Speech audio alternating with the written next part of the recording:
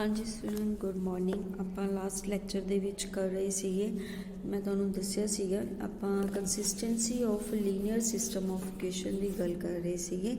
ਤਾਂ ਇਹਦੇ ਵਿੱਚ ਜੇ ਆਪਣੇ ਕੋਲ ਇਕੁਏਸ਼ਨ Ax = 0 ਠੀਕ ਹੈ, ਇਹਦਾ ਨੋਨ ਟ੍ਰਿਵੀਅਲ ਸੋਲੂਸ਼ਨ ਹੁੰਦਾ ਕਦੋਂ ਹੁੰਦਾ, ਜਦੋਂ ਨੋਨ ਟ੍ਰਿਵੀਅਲ ਸੋਲੂਸ਼ਨ ਹੈ ਤਾਂ A is singular मीनस A determinant की होएगा इक्वल टू 0 होएगा। जे डिटर्मिनेंट इक्वल टू 0 है तो आप कहेंगे ये नॉन ट्रिवियल सोल्यूशन है। जे नॉन ट्रिवियल सोल्यूशन है तो मीनस A डिटर्मिनेंट की इक्वल टू 0 है। इस चीज़ में तुसी जेड़ा हैगा ध्यान च रखना, इस रिजल्ट में याद रखोगे तुसी non trivial solution clear when A determinant equal to 0। Non trivial solution means non zero solution अपने को आएगा। ओके नैक्सट उस तो बाद कुछ होर रिजल्ट्स जिन्होंने तुसी ध्यान च रखना है कि जिमें कि अपने को है इफ आर आप मैं तुहानू दसा सी रैंक ऑफ द मैट्रिक्स हुंदा एन अपने को ऑर्डर ऑफ द मैट्रिक्स हुंदा।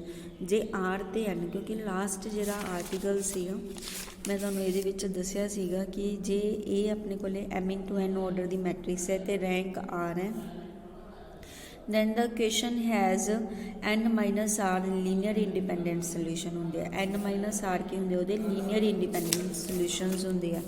ਜੇ r ਹੀ ਇਕੁਅਲ ਟੂ n ਆ ਜਾਵੇ, ਜੇ r ਇਕੁਅਲ ਟੂ n ਆ ਜਾਵੇ ਤਾਂ ਇਹਦੇ ਵਿੱਚ ਕੀ ਹੋਣਗੇ n-r r ਤੇ n ਦੋਨੋਂ ਸੇਮ ਹੈ, ਯਾਨੀ ਕਿ ਜ਼ੀਰੋ ਇੰਡੀਪੈਂਡੈਂਟ ਸੋਲੂਸ਼ਨ, ਨੋ ਲੀਨੀਅਰ ਇੰਡੀਪੈਂਡੈਂਟ ਸੋਲੂਸ਼ਨ, ਉਸ 'ਚ ਕੋਈ ਇੰਡੀਪੈਂਡੈਂਟ ਸੋਲੂਸ਼ਨ ਨਹੀਂ ਹੋਏਗਾ। देयरफॉर क्वेश्चन Ax = 0 ਇਹਦਾ ਕੀ ਹੋ ਜਾਏਗਾ ट्रिवियल सोल्यूशन बन जाएगा अपने को। ओके जे आर लैस दैन एन है तो n-r लीनियर इंडिपेंडेंट सोल्यूशन होंगे, तुहानू पहला भी दसिया सीगा।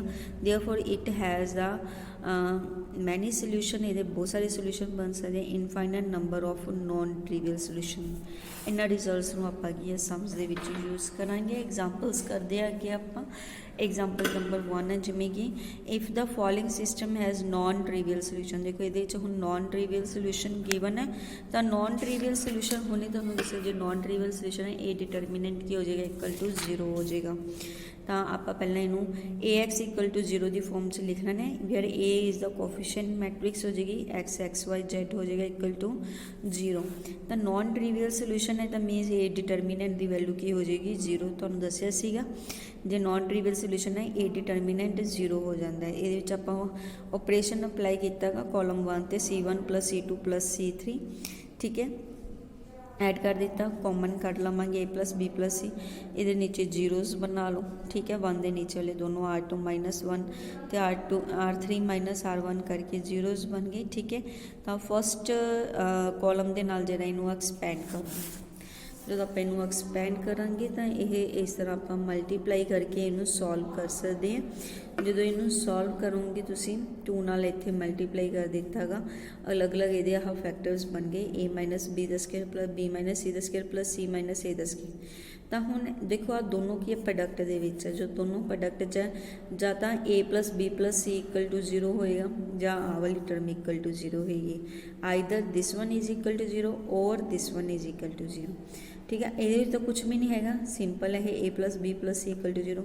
इनू आप लिख सकते हैं जे ये squares the sum equal to 0 है तो मीनस की होगी कली कली टर्म की होएगी इक्वल टू 0 होनी चाहिए, फिर ही squares the sum equal to 0 होएगा। क्लियर, कली कली टर्म इक्वल टू 0 करांगे तो A - B = 0 हो गया, B - C = 0, C - A। इतों result क्या गया A = B, B = C, C = मीनस A = B = C, यानी कि सिस्टम जिहड़ा हैगा आपां ने की करना सीगा नॉन ट्रिवियल सोल्यूशन है यदा मीनस आपने आ चीज़ ही शो करनी सी, या तो A + B + C = 0 होएगा या फिर A = B = C। तो ये चीज़ आपने इतने शो कर दी थी कि नॉन ट्रिवियल सोल्यूशन है तो A + B + C = 0 है और A = B = C। क्लीयर। हुण जिवें अगली है find the value of K so that the equation have unique solution ठीक है। अपने को इक्वेशन पहला फर्स्ट पार्ट करते हैं। अपने को हाँ क्वेश्चनस गिवन है, पहला ए एक्स की फॉर्म के इनू लिख लिया, ए कोफिशिएंट मैट्रिक्स लिख ली, एक्स वाई जेड एक्स हो गया इक्वल टू 0, तो ए डिटरमीनेंट की वैल्यू आपने लिख ली। जो ए डिटरमीनेंट की वैल्यू आपने कढ़ी है, ठीक है, इनू सॉल्व किया गा, क्योंकि देखो आपको फस्ट पार्ट च की है, इनू जो मल्टीप्लाई किया अपने को आ वाला रिजल्ट आ गया 5k+1। यूनीक सोल्यूशन है तो means a determinant not equal to 0 आ जाएगा। क्वेश्चन हैव यूनीक सोल्यूशन, ये तुहानूं मैं पहला दस चुकी है कि जो यूनीक सोल्यूशन होंदा है जो उदों ए डिटरमीनेंट नॉट इक्वल टू 0 होंदा है। जो ए डिटरमीनेंट नॉट इक्वल टू 0 है तो mean 5k+1 not equal to 0 है, mean k not equal to -1/5। Okay, जो सैकेंड पार्ट की है ये अपने फस्ट पार्ट किया कि यूनीक सोल्यूशन कदों होएगा जो अपने को k is not equal to -1/5 होएगी, उदों यदा यूनीक सोल्यूशन होएगा।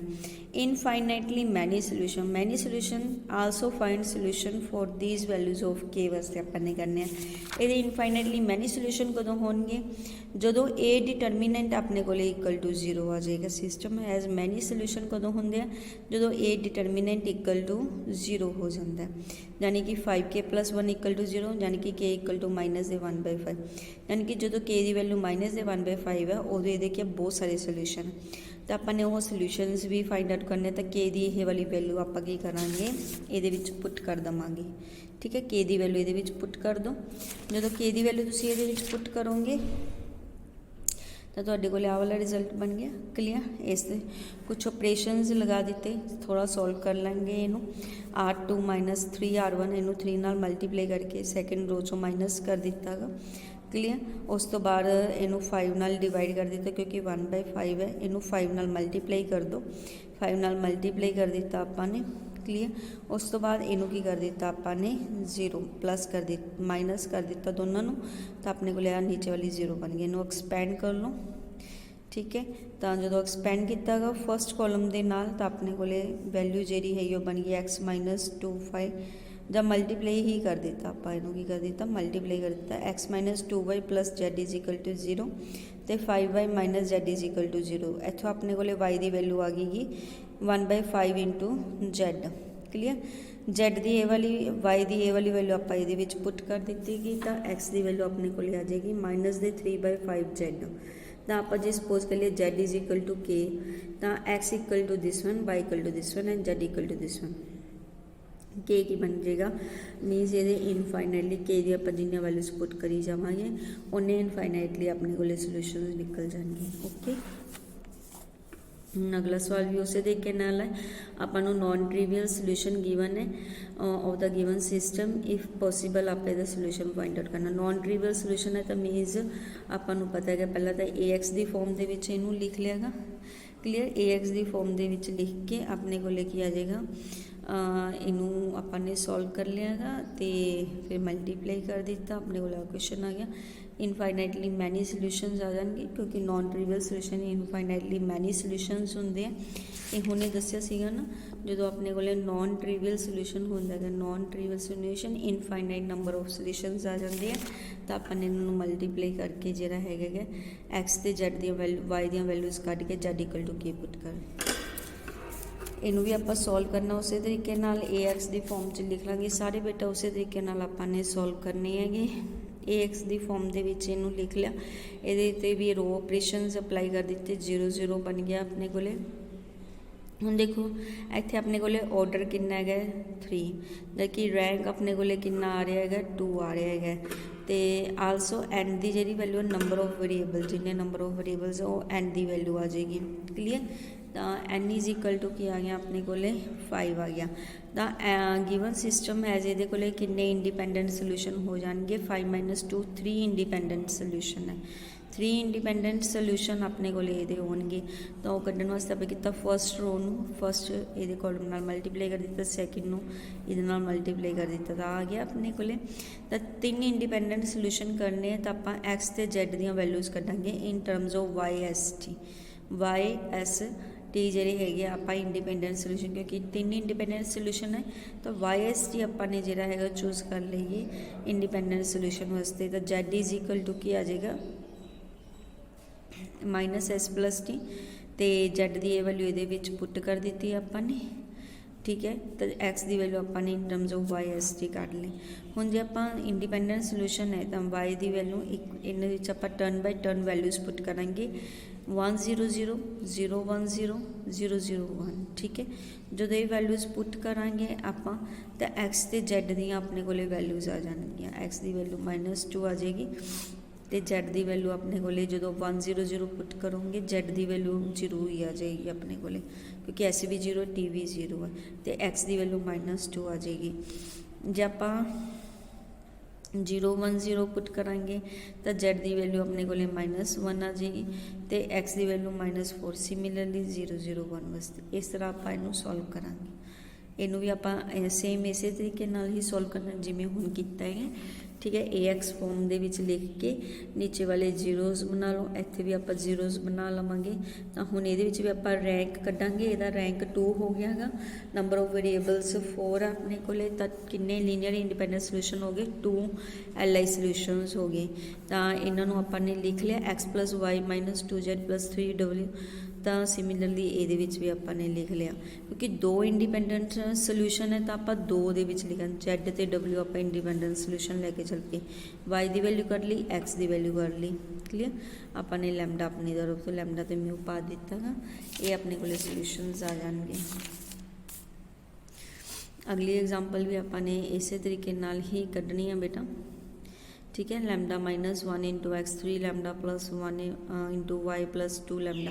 पहला आप इनू AX फॉर्म दे विच लिख लिया। स्टेटमेंट देखो, find the values of lambda for which the equation are consistent, ठीक है। आपने कंसिस्टेंट बनाना यानी कि trivial solution. And find the ratio of x y z when lambda has the smallest of these values. What happens when lambda has the greater of these values, ठीक है। तो जो आपने नॉन ट्रिवियल सोल्यूशन, आपने trivial solution बनाने consistent solution के है तो नॉन ट्रिवियल सोल्यूशन बनावे मीनस डिटर्मिनेंट इक्वल टू 0 कर लाँगे। डिटर्मिनेंट इक्वल टू 0 करके इनू आप ऑपरेशनस अप्लाई करके सॉल्व करांगे तो लैम्डा की वैल्यूज़ अपने को 0 ते 3 आ जाएगियाँ। तो दोनों वैल्यूज़ लैम्डा दी पुट करनी है ये इक्वेशनस दे विच आपां लैम्डा दी वैल्यूज़ पुट करांगे। जो लैम्डा की वैल्यू पहला जिवें 0 पुट की तो इक्वेशन ना बन गई अपने को दोनों इक्वेशन, तीनों इक्वेशनस तो आप x y z दी वैल्यूज़ कैलकुलेट कर लिया, यदी रेशो आ गई। फिर लैम्डा की वैल्यू 3 पुट करके ये आपने जोड़ा है तीनों इक्वेशन सेम बन गया तो एक ही बन गया, इक्वेशन आइडेंटिकल बन जाएगा। ये 7th एग्जाम्पल भी बेटा इस तरीके नाल कढ़नी हैगी, तुसीं लैम्डा दी वैल्यूज़ कढ़ के वैल्यूज़ पुट कर देनी है। तो 8th ये एक्सरसाइज आपने इस तरीके नाल करनी है। कोई डाउट हो तो बेटा पूछ लेना गा। तो इनू जिहड़ा हैगा तुसीं जरूर चंगी तरह करना हैगा, हमने समझ जिहड़े वो रैगूलर करते रहो एक्सरसाइज नाल नाल। तो मैं कोशिश कर रही हूँ कि तुहाडा टैसट भी जिहड़ा हैगा नाल दी नाल लत्ता जावे। थैंक यू बेटा।